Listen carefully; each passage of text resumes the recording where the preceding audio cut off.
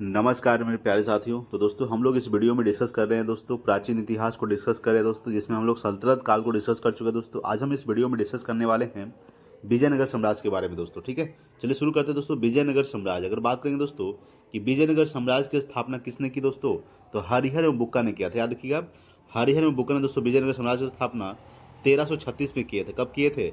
1336 ईस्वी में दोस्तों विजयनगर साम्राज्य की स्थापना किए थे हरिहर एवं बुक्का दोस्तों। हरिहर एवं बुक्का दोस्तों दो भाई थे, ये आपको ध्यान रखना है। विजयनगर साम्राज्य का सबसे प्रभावशाली शासक कौन था दोस्तों? कृष्णदेव रॉय। याद रखिएगा कि विजयनगर साम्राज्य का सबसे प्रभावशाली शासक था वो कृष्णदेव रॉय था दोस्तों।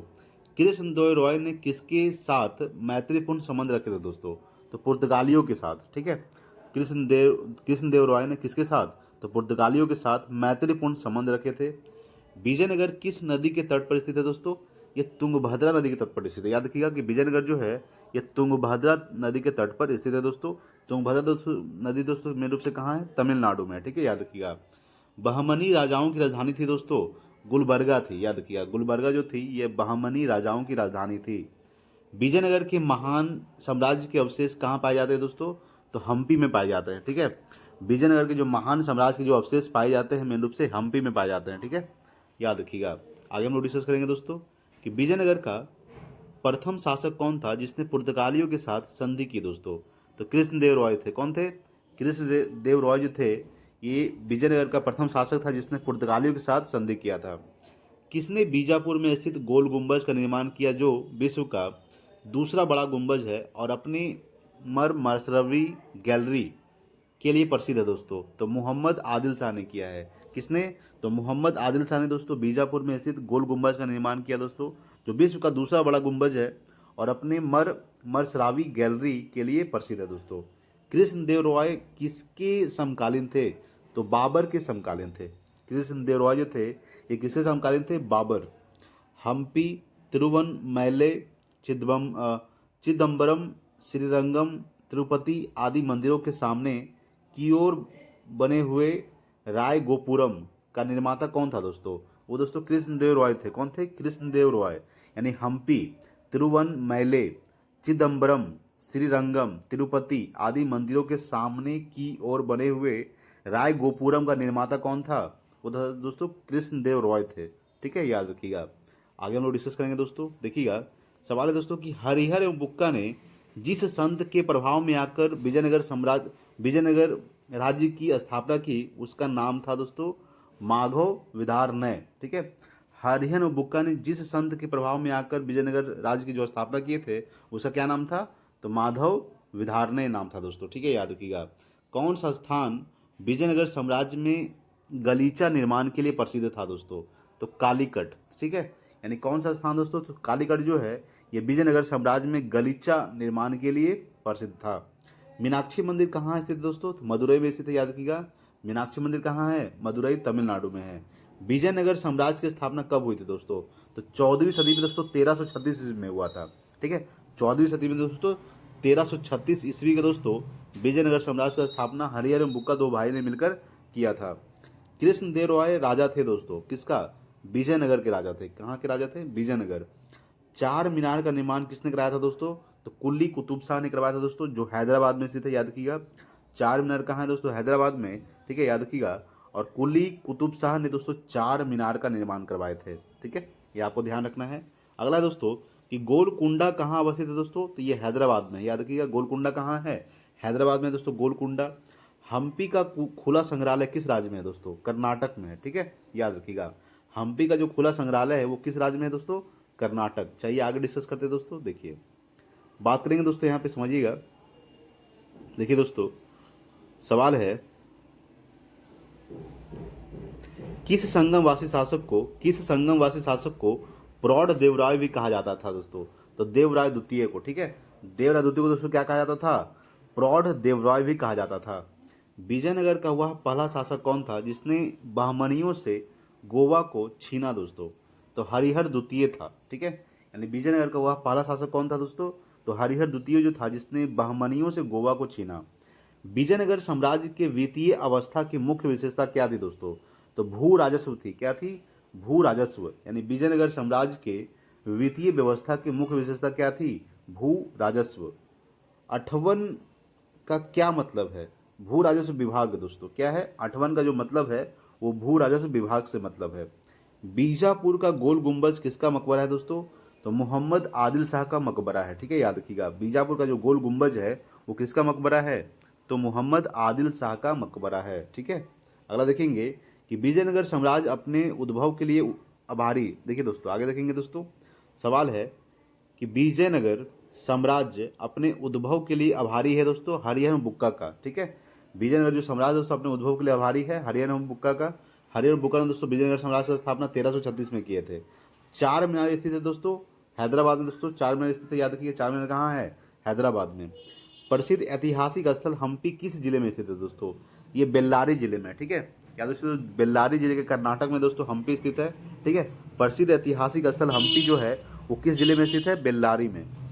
विजयनगर के राजा कृष्णदेव राय ने गोलकुंडा का युद्ध किस राजा के साथ लड़ा था दोस्तों? तो कुली कुतुब शाह के साथ लड़ा था। ठीक है, यानी विजयनगर के राजा जो है कृष्णदेव राय जो है गोलकुंडा का युद्ध लड़े थे, कुली कुतुब शाह के साथ लड़ा गया था। कृष्णदेव राय के दरबार में अष्ट दिग्गज कौन थे दोस्तों? तो 8 तेलुगु कवि जो थे ये अष्ट दिग्गज थे। अष्ट दिग्गज कौन थे? 8 तेलुगु कवि। ठीक है, ये आपको ध्यान रखना है। चलिए आगे डिस्कस करेंगे दोस्तों। देखिए अगला आपके सामने दोस्तों कि सरकी सुल्तानों के शासनकाल में, ठीक है, किसे पूर्व का सिराज या सिराज हिंद कहा जाता था? तो जौनपुर को कहा जाता था। ठीक है, सरकी सुल्तानों के शासनकाल में किसे? तो जौनपुर को पूर्व का सिराज या सिराज ए हिंद कहा जाता था। कलहन की राजतरंगिणी दोस्तों, ठीक है, यानी राजतरंगिणी किसकी पुस्तक है दोस्तों? कलहन की है। कलहन की राजतरंगिणी, जिसे सही अर्थों में पहला ऐतिहासिक ग्रंथ होने का गौरव प्राप्त है, को किसने आगे बढ़ाया दोस्तों? तो जॉन राज एवं श्रीवर ने आगे इसे बढ़ाया दोस्तों। ठीक है, यानी मेन रूप से राजतरंगिणी में जो उल्लेख किया गया दोस्तों कलहन की जो राजतरंगिणी में, ये स्पेशल जम्मू कश्मीर के बारे में बताया गया दोस्तों। ठीक है, ये आपको ध्यान रखना है। और इसे आगे किसने बढ़ाया दोस्तों? जॉन राज एवं श्रीवर ने बढ़ाया है। अपनी मधुरा विजय या वीर कमप्राय चरित कृति में अपने पति के विजय अभियानों का वर्णन करने वाली कवयित्री कौन थी दोस्तों? गंगा देवी थी। ठीक है, यानी अपनी मधुरा विजय या वीर कंपारय चरित कृति में अपने पति के विजय अभियानों का जो वर्णन करने वाली कवयित्री थी वो गंगा देवी थी। बहमनी राज्य की स्थापना की थी दोस्तों अलाउद्दीन हसन बहमन शाह ने किया था। हसन गंगू जिसे भी कहा जाता है। ठीक है, याद रखिएगा कि बहमनी राज्य की स्थापना किसने किया था? अलाउद्दीन हसन बहमन शाह यानी हसन गंगू। ठीक है, याद रखिएगा। अगला दोस्तों आपके सामने कि वैदिक ग्रंथों के प्रसिद्ध भाष्यकार सायन किस काल में सक्रिय थे दोस्तों? तो विजयनगर राज्य काल में सक्रिय थे। ठीक है, वैदिक ग्रंथों के प्रसिद्ध भाष्यकार सायन जो है, ठीक है, किस काल में? तो विजयनगर राज्य काल में दोस्तों सक्रिय थे। 1565 ईस्वी में कौन सा प्रसिद्ध युद्ध हुआ दोस्तों? तो तालीकोटा का युद्ध हुआ था। याद रखिए, तालीकोटा का युद्ध कब हुआ था? 1565 ईस्वी में हुआ था तालीकोटा का युद्ध। ठीक है, ये आपको ध्यान रखना है। कश्मीर का शासक जो कश्मीर का अकबर के नाम से जाना जाता है दोस्तों, तो जैनुअल आबिदीन। ठीक है, कश्मीर का शासक जो कश्मीर का अकबर नाम से जाना जाता है वह है दोस्तों जैनुअल आबिदीन। कृष्णदेव राय ने अमुक्त मालदा काव्य की रचना किस भाषा में किया था दोस्तों?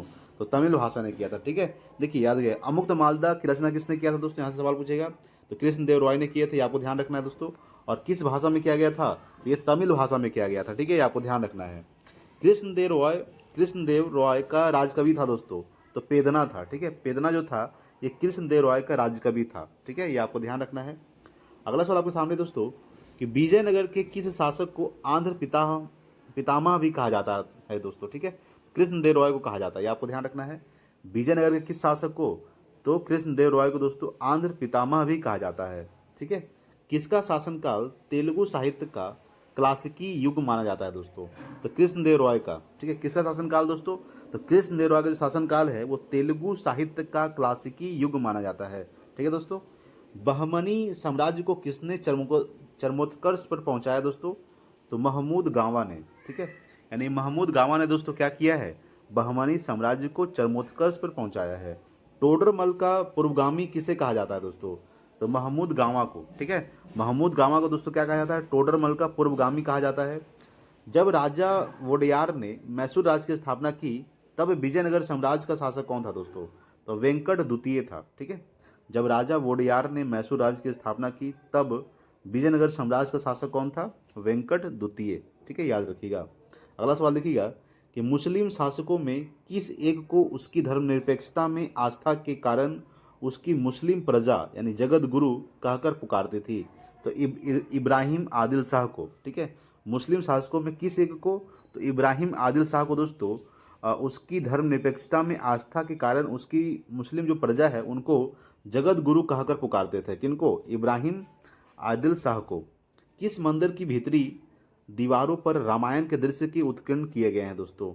तो हजार रामा स्वामी मंदिर में किया गया है। ठीक है, किस मंदिर की भीतरी दीवारों पर? तो हजार रामा स्वामी मंदिर के भीतरी दीवारों पर दोस्तों रामायण के दृश्य उत्कीर्ण किए गए हैं। ठीक है, ये आपको ध्यान रखना है दोस्तों। चलिए आगे डिस्कस करेंगे दोस्तों, यहाँ पे समझिएगा। देखिए दोस्तों, मदुरई का जो मीनाक्षी मंदिर है, ठीक है, का निर्माण कराया था दोस्तों, तो मदुरई के नायकों ने करवाया था। याद रखिएगा, मदुरई के दोस्तों नायकों ने मदुरई का मीनाक्षी मंदिर का निर्माण कराया था दोस्तों, जो तमिलनाडु में है। महाभारत का बांग्ला में अनुवाद बंगाल के किस सुल्तान ने कराया था दोस्तों? तो नुसरत शाह ने करवाया था। ठीक है, महाभारत का बांग्ला में जो अनुवाद है वो बंगाल के सुल्तान ने करवाया था, नुसरत शाह। अहमदाबाद की स्थापना किसने की थी दोस्तों? तो अहमद शाह प्रथम ने किया था। ठीक है, अहमदाबाद की स्थापना किसने किया था? अहमद शाह प्रथम। प्रसिद्ध विजय विठल मंदिर जिसके 56 दक्षित स्तंभ संगीतमय स्वर निकालते हैं, कहाँ अवस्थित है दोस्तों? ये हम्पी में। ठीक है, याद रखिएगा। प्रसिद्ध विरूपाक्ष मंदिर कहाँ अवस्थित है दोस्तों? तो हम्पी में है। याद रखिएगा, विरूपाक्ष जो मंदिर है ये भी कहाँ है? हम्पी में ही है दोस्तों। ठीक है, ये आपको ध्यान रखना है। अगला सवाल देखिएगा दोस्तों कि विजयनगर में प्रचलित सती प्रथा को क्या कहा जाता था? तो सहगमन महाप्रयाण कहा जाता था। ठीक है, विजयनगर में प्रचलित जो सती प्रथा को क्या कहा जाता था? सहगमन महाप्रयाण। विजयनगर के साथ युद्ध में पहली बार बारूद का प्रयोग किसने किया था? तो मोहम्मद शाह प्रथम ने किया था। विजयनगर के साथ युद्ध में पहली बार बारूद का प्रयोग किसने किया था? मोहम्मद शाह प्रथम ने किया था। विजयनगर प्रशासन की कौन सी व्यवस्था विशिष्ट थी दोस्तों? तो नायंकर जो प्रशासन की जो व्यवस्था थी वो विशिष्ट मानी जाती है। हरिहर किसका पुत्र था दोस्तों? ये संगम का था। ठीक है, याद रखिएगा। और बुक्का किसका भाई था दोस्तों? तो ये हरिहर का था। ठीक है, यानी हरिहर किसका पुत्र था? संगम का। और बुक्का ये हरिहर का भाई था, यानी कि हरिहर एवं बुक्का दोस्तों दोनों भाई थे। जो दोस्तों किसका पुत्र था? संगम का। ठीक है, ये आपको ध्यान रखना है। और तो दोनों मिलकर दोस्तों विजयनगर साम्राज्य की स्थापना 1336 में किए थे। बुक्का ने कौन सी उपाधि धारण की थी? तो वेद मार्ग प्रतिष्ठापक। ठीक है, वेद मार्ग प्रतिष्ठापक की उपाधि धारण की थी दोस्तों बुक्का ने। ठीक है, पांडुरंग, ठीक है, महात्म्य की रचना किसने की दोस्तों? तो नेताली राम कृष्ण ने किया था। ठीक है, याद रखिएगा, पांडुरंग महात्म्य जो है, ठीक है, ये रचना किसने किया था? नेताली राम कृष्ण किए थे। ये आपको ध्यान रखना है। चलिए अगला सवाल देखते हैं। अगला सवाल आपके सामने है कि तेलुगु भाषा में अमुक्त मालदा पुस्तक किसने लिखी दोस्तों? तो कृष्णदेव रॉय ने लिखा था। ठीक है, यानी तेलुगु भाषा में अमुक्त मालदा जो पुस्तक है किसने लिखा था? कृष्णदेव रॉय ने लिखे थे। ठीक है दोस्तों, ये था विजयनगर दोस्तों। अब हम लोग डिस्कस करने वाले हैं यहाँ दोस्तों 16वीं सदी के धार्मिक आंदोलन। ठीक है, यानी भक्ति आंदोलन दोस्तों। ठीक है, भक्ति आंदोलन के प्रारंभिक प्रतिपादक थे दोस्तों रामानुज आचार्य थे। ठीक है, भक्ति आंदोलन के जो प्रारंभिक प्रतिपादक थे रामानुज आचार्य थे। महाराष्ट्र में भक्ति संप्रदाय किसकी शिक्षाओं द्वारा फैला था दोस्तों? तो संत ज्ञानेश्वर की। ठीक है, संत ज्ञानेश्वर के द्वारा दोस्तों महाराष्ट्र में भक्ति संप्रदाय की शिक्षाओं द्वारा फैला था। कबीर के गुरु कौन थे दोस्तों? तो रामानंद थे। याद रखिएगा, रामानंद जो थे ये कबीर के गुरु थे। संत कबीर का जन्म कहाँ हुआ था दोस्तों? तो मगहर बनारसी में। ठीक है, मगहर बनारसी में दोस्तों संत कबीर का जन्म हुआ था। ठीक है, ये आपको ध्यान रखना है। सभी भक्ति संतों के मध्य एक समान विशेषता थी कि उन्होंने अपनी वाणी को उसी भाषा में लिखा जिससे उनके भक्त समझते थे। यानी सभी भक्ति संतों के मध्य एक समान विशेषता थी। विशेषता ये थी दोस्तों कि अपनी जो वाणी है उसी भाषा में लिखा करते थे जिनके भाषा वो उनके भक्त समझते थे। ठीक है, आगे देखेंगे। भक्ति आंदोलन का प्रारंभ किया गया अलवार नयनार संतों द्वारा। ठीक है, अलवार नयनार संतों द्वारा दोस्तों भक्ति आंदोलन का प्रारंभ किया गया। रामानुज के अनुयायियों को क्या कहा जाता है दोस्तों? वैष्णव कहा जाता है। याद रखिएगा, रामानुज के अनुयायियों को क्या कहा जाता है दोस्तों? वैष्णव। आदि शंकर जो बाद में शंकराचार्य बने उनका जन्म हुआ था दोस्तों पश्चिम बंगाल में हुआ था। ठीक है, यानी मैंने दूसरे शंकराचार्य का जो जन्म हुआ था आदि शंकर का वो पश्चिम बंगाल में हुआ था। बीजक की रचयिता कौन है दोस्तों? तो कबीर। ठीक है, बीजक की रचयिता कौन है? कबीर जो है बीजक की रचयिता है। भक्ति रस कवित्री मीराबाई थी दोस्तों एक राजदूत शासक की पत्नी थी। जो भक्ति रस कवित्री जो थी मीराबाई एक राजपूत शासक की पत्नी थी। चैतन्य महाप्रभु किस संप्रदाय से जुड़े थे दोस्तों? तो गौड़ीय संप्रदाय से जुड़े हुए थे। चैतन्य जो महाप्रभु है ये गौड़ीय संप्रदाय से जुड़े हुए थे। पुष्टि मार्ग के दर्शन की स्थापना किसने की? तो बल्लभाचार्य ने किए थे। पुष्टि मार्ग के दर्शन की स्थापना बल्लभाचार्य ने किए थे। किस संत ने ईश्वर को अपने पास अनुभव करने के लिए नृत्य एवं गीतों को माध्यम बनाया दोस्तों? तो चैतन्य महाप्रभु ने। ठीक है, किस संत ने? तो चैतन्य महाप्रभु ने ईश्वर को अपने पास अनुभव करने के लिए नृत्य एवं गीतों को माध्यम बनाया। ठीक है, अद्वैतवाद के सिद्धांत के प्रतिपादक कौन थे दोस्तों? शंकराचार्य। ठीक है, याद रखिएगा, शंकराचार्य जो दोस्तों ये अद्वैतवाद के सिद्धांत के प्रतिपादक हैं। गीत गोविंद के रचिता है दोस्तों जयदेव। जयदेव क्या है दोस्तों? गीत गोविंद के रचिता है जयदेव। भक्ति आंदोलन के दौरान असम में किसने इस आंदोलन का प्रतिनिधित्व किया दोस्तों? तो शंकर देव ने किया। ठीक है, किसने किया है? शंकर देव। गुरु नानक का धर्म उपदेश है दोस्तों मानव बंधुत्व का। ठीक है, याद रखिएगा, गुरु नानक दोस्तों कौन थे? सिख के प्रथम गुरु थे दोस्तों। इनका जन्म हुआ था 1469 में, तलवंडी पाकिस्तान में हुआ था दोस्तों गुरु नानक का जन्म। ठीक है, ये आपको ध्यान रखना है। ये सिख के प्रथम गुरु हुए दोस्तों गुरु नानक। याद रखिएगा, गुरु नानक का जो धर्म उपदेश है वो मानव बंधुत्व का है दोस्तों। ठीक है, प्रसिद्ध भक्त कवियत्री मीराबाई के पति का नाम क्या था दोस्तों? राजकुमार भोजराज नाम था। क्या नाम था? राजकुमार भोजराज। ठीक है, याद रखिएगा। अगला सवाल देखते हैं दोस्तों, आपके सामने देखिएगा। देखिए दोस्तों, अगला सवाल आपके सामने क्या कह रहा है? बुद्ध और मीराबाई के जीवन दर्शन में मुख्य साम्य था दोस्तों संसार दुखपूर्ण है। क्या है दोस्तों? संसार दुखपूर्ण। ब्रह्म सत्य है और जगत मिथ्या यानी भ्रम या माया है दोस्तों। किसकी उक्ति है दोस्तों? ये शंकराचार्य की उक्ति है। किसकी है? शंकराचार्य। किसने भक्ति के क्षेत्र में शूद्रों को भगवत दर्शन व मोक्ष का अधिकार देकर उन्हें इस्लाम धर्म स्वीकार करने से रोका दोस्तों? रामानुजाचार्य ने रोका। किसने रोका? रामानुजाचार्य दोस्तों। ठीक है, यानी किसने?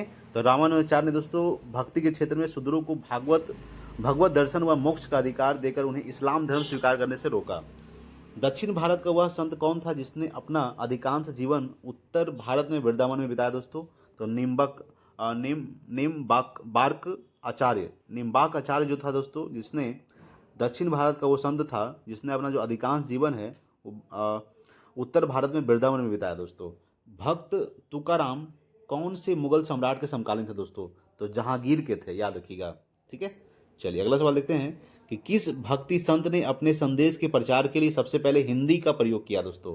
तो रामानंद ने किया। किसने किया? रामानंद ने दोस्तों संदेश के प्रचार के लिए सबसे पहले दोस्तों हिंदी का प्रयोग किया। रैदास किसके शिष्य थे दोस्तों? तो ये रामानंद के शिष्य थे। ठीक है, रैदास जो थे ये रामानंद के शिष्य थे। किस गुरु ने पंजाबी भाषा के लिए गुरुमुखी लिपि की शुरुआत की थी दोस्तों? तो गुरु रामदास ने। ठीक है, गुरु रामदास ने दोस्तों गुरुमुखी लिपि की शुरुआत की दोस्तों। ठीक है, पंजाबी भाषा के लिए दोस्तों किस लिपि की शुरुआत की? गुरुमुखी लिपि की। गुरु नानक का जन्म दोस्तों 1469 ईस्वी में कहाँ हुआ था? तलवंडी दोस्तों ननकाना यानी पाकिस्तान में पड़ता है दोस्तों। याद रखिएगा, तलवंडी दोस्तों ननकाना में पाकिस्तान में हुआ था दोस्तों 1469 में गुरु नानक का जन्म। ठीक है, सिख धर्म का संस्थापक किसे माना जाता है? तो गुरु नानक को दोस्तों सिख धर्म का संस्थापक माना जाता है। चैतन्य महाप्रभु का जन्म स्थल कहाँ है दोस्तों? नदिया या फिर नवद्वीप में। ठीक है, ये चैतन्य महाप्रभु का जन्म स्थल है। शिवाजी के आध्यात्मिक गुरु कौन थे दोस्तों? ये शंकर देव जो थे ये शिवाजी के आध्यात्मिक गुरु थे। ठीक है, ये आपको ध्यान रखना है। अगला सवाल है कि भक्ति आंदोलन की दो मुख्य धाराएं कौन सी थी? तो निर्गुण तथा सगुण। ठीक है, निर्गुण तथा सगुण जो है ये भक्ति आंदोलन की दो मुख्य धाराएं हैं दोस्तों। निर्गुण परंपरा के सर्वाधिक प्रसिद्ध व लोकप्रिय संत कौन थे? कबीर और नानक थे। कौन थे? कबीर और नानक जो है ये क्या है? निर्गुण परंपरा के सर्वाधिक प्रसिद्ध व लोकप्रिय संत थे। मलुक दास ने, ठीक है, किसका घोर विरोध किया दोस्तों? तो तीर्थ यात्रा व मूर्ति पूजा का घोर विरोध किया है। ठीक है, मलुक दास ने। यदि एक पत्थर की पूजा होती है तो दूसरे को पैरों तले क्यों रौंदा जाता है? किसने कहा था? तो नामदेव ने कहा था दोस्तों। ठीक है, यदि एक पत्थर की पूजा होती है दोस्तों दूसरे पत्थर को पैरों तले क्यों रौंदा जाता है दोस्तों? किसने कहा था? नामदेव ने कहे थे। ईश्वर पूजा हेतु गोदावरी नदी से लाए पवित्र जल को किसने एक प्यासे गधे को पिला दिया था? तो एकनाथ ने पिला दिया था। ठीक है, ईश्वर पूजा हेतु गोदावरी नदी से लाए पवित्र जल को किसने एक प्यासे गधे को पिला दिया था? तो एकनाथ ने पिला दिया था। ठीक है, याद रखिएगा। अगला सवाल है कि गुरु शंकराचार्य किस मत के प्रवर्तक थे दोस्तों? तो अद्वैतवाद के प्रवर्तक थे। याद रखिएगा। रामानुजाचार्य किस मत के प्रवर्तक थे? तो विशिष्ट दैतवाद के प्रवर्तक थे रामानुजाचार्य। ठीक है, याद रखिएगा। रामानंद ने किस सिद्धांत पर जोर दिया दोस्तों? तो एकेश्वरवाद पर सिद्धांत पर जोर दिया दोस्तों रामानंद ने, ठीक है, याद रखिएगा। चलिए आगे हम लोग देखेंगे दोस्तों सूफी आंदोलन। क्या देखेंगे? सूफी आंदोलन। चलिए देखते हैं दोस्तों सूफी आंदोलन, ठीक है। बात करेंगे कि दोस्तों वह सूफी संत कौन था जो यह मानता था कि भक्ति संगीत ईश्वर के निकट पहुंचने का मार्ग है दोस्तों? तो मोइनुद्दीन चिश्ती, ठीक है। मोइनुद्दीन चिश्ती जो मानते थे कि भक्ति जो है संगीत ईश्वर के निकट पहुंचने का मार्ग है। भारत में चिश्ती सिलसिले को किसने स्थापित किया दोस्तों? तो शेख मोइनुद्दीन चिश्ती ने भारत में चिश्ती सिलसिले को स्थापित किया। सूफी सिलसिला यानी कि संप्रदाय मूलतः संबंधित है दोस्तों इस्लाम धर्म से। कौन सा धर्म? इस्लाम धर्म से। इस्लामी रहस्यवादी आंदोलन को कहा जाता है तो सूफी आंदोलन कहा जाता है, ठीक है। ये आपको ध्यान रखना है दोस्तों। आगे हम लोग डिस्कस करेंगे कि किस सुल्तान से निजामुद्दीन औलिया ने भेंट करने से इनकार कर दिया था? तो जलालुद्दीन फिरोज खिलजी से, ठीक है। किस सुल्तान से? तो जलालुद्दीन फिरोज खिलजी से निजामुद्दीन औलिया ने भेंट करने से इनकार कर दिया था। सूफी सिलसिलों यानी कि संप्रदायों में कौन संगीत के विरुद्ध था दोस्तों? नक्शबंदी जो था ये क्या थे? संगीत के विरुद्ध थे। दारा सिकों ने किस शीर्षक से उपनिषदों का फारसी में अनुवाद किया था दोस्तों? तो सीर ए अकबर, ठीक है। दारा सिकों ने किस शीर्षक से? तो सीर ए अकबर से उपनिषदों का फारसी में अनुवाद किया था। भारत में किस सूफी सिलसिले को सर्वाधिक लोकप्रियता मिली है? चिश्ती को। भारत में किस सूफी सिलसिले को? तो चिश्ती को दोस्तों सर्वाधिक लोकप्रियता मिली है। दारा सिकों ने किस सूफी सिलसिले को अपनाया दोस्तों? तो कादिरी को अपनाया है, ठीक है, याद रखिएगा। चलिए आगे डिस्कस करेंगे दोस्तों, समझिएगा। यहाँ पे देखिए दोस्तों, बात करेंगे दोस्तों कि किसे शेख उल हिंद की पदवी प्रदान की गई थी? तो शेख सलीम चिश्ती को दोस्तों शेख उल हिंद की पदवी प्रदान की गई थी। किस सूफी सिलसिले की गतिविधियों का मुख्य केंद्र बिहार था दोस्तों? फिरदौसी, ठीक है। किस सूफी सिलसिले की? तो फिरदौसी की जो है गतिविधियों का जो मुख्य केंद्र बिहार था। सूफिया कलाम जो एक प्रकार का भक्ति संगीत है, विशेषता है दोस्तों कश्मीर की, ठीक है। सूफी संत ख्वाजा मोइनुद्दीन चिश्ती किसके शासनकाल में राजस्थान आए थे दोस्तों? तो पृथ्वीराज चौहान के शासनकाल में दोस्तों कहाँ आए थे? राजस्थान आए थे, ठीक है। ये आपको ध्यान रखना है। अगला सवाल है कि प्रसिद्ध सूफी सलीम चिश्ती रहते थे फतेहपुर सिकरी में रहते थे, ठीक है। किस सूफी को बख्तियार काकी यानी भाग्यवान रोटियों वाला कहा गया? तो ख्वाजा कुतुबुद्दीन को, ठीक है। किस सूफी को? तो ख्वाजा कुतुबुद्दीन को दोस्तों बख्तियार काकी यानी भाग्यवान रोटियों वाला कहा गया है। काव्याभिव्यक्ति के रूप में उर्दू का प्रयोग करने वाला पहला लेखक था दोस्तों अमीर खुसरो, ठीक है, याद रखिएगा। काव्याभिव्यक्ति के रूप में उर्दू का जो प्रयोग करने वाला पहला लेखक था अमीर खुसरो था। दक्षिणी भारत में चिश्ती सिलसिले की नींव रखने वाला कौन था दोस्तों? तो शेख बुरहानुद्दीन गरीब, ठीक है। दक्षिणी भारत में चिश्ती सिलसिले की नींव रखने वाला कौन था? शेख बुरहानुद्दीन गरीब था, ठीक है। मिराज उल आशिकीन, ठीक है, उर्दू शायरी की पहली किताब के सूफी रचिता हैं, कौन है? सैयद मोहम्मद गेसुदराज बंदान वाज, ठीक है, याद रखिएगा। फिर से सवाल को इसको पढ़ते हैं दोस्तों। सवाल क्या कह रहा है?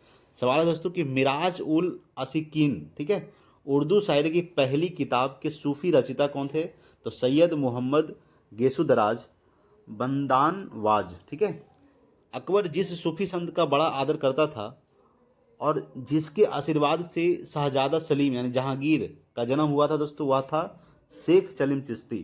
यानी अकबर जिस सूफी संत का बड़ा आदर करता था वह किसके आशीर्वाद से शहजादा सलीम का जन्म हुआ था? तो दोस्तों शेख सलीम चिश्ती के आशीर्वाद से जो जहांगीर का जन्म हुआ था, ठीक है, ये आपको ध्यान रखना है। चिराग ए देहलवी किसे कहा जाता है? तो शेख नासिर उद्दीन चिश्ती को कहा जाता है, ठीक है। चिराग ए देहलवी जो किसे कहा जाता है? शेख नासिर उद्दीन चिश्ती को। सूफियों के कामकाज का केंद्र क्या कहलाते थे? तो खान काहे कहलाते थे, ठीक है, याद रखिएगा। अगला सवाल देखेंगे, देखिए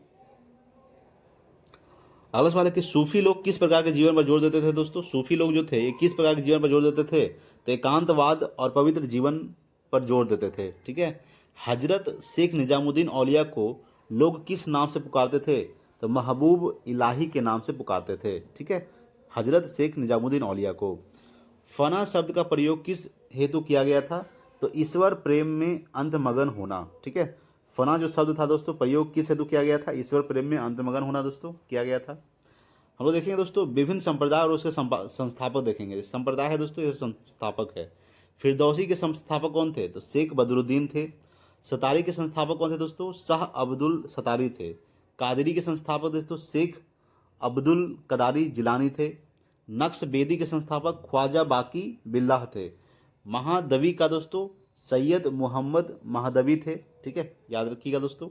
अगला आपके सामने दोस्तों कि रोशनिया के संस्थापक कौन थे? मियाँ बयाजिद अंसारी।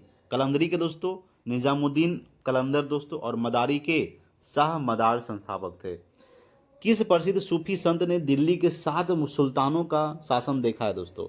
तो निजामुद्दीन औलिया। ठीक है, यानी किस प्रसिद्ध सूफी संत ने? तो निजामुद्दीन औलिया ने दोस्तों दिल्ली के 7 सुल्तानों का शासनकाल देखा था।